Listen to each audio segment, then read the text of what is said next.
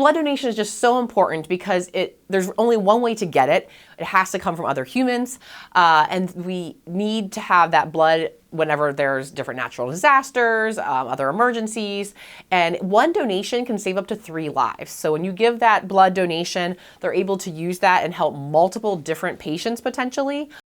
I'm Karen Winterich, the Gerald I. Sussman Professor of Sustainability and Professor of Marketing at the Smeal College of Business at Penn State University. And I conduct research on consumer behavior, trying to understand consumer identities, moral behavior, and sustainable behavior.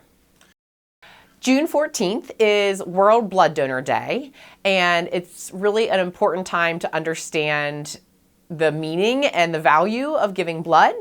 And so I've done some research on understanding how we can increase the number of blood donations different organizations receive.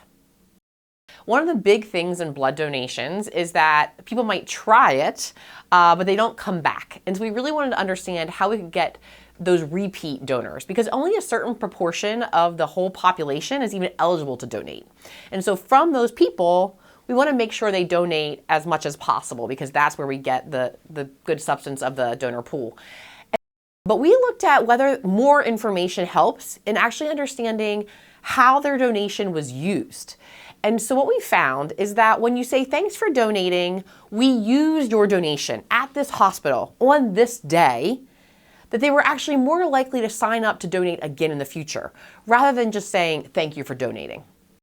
So what we found is that it actually helps with the communication between the organization.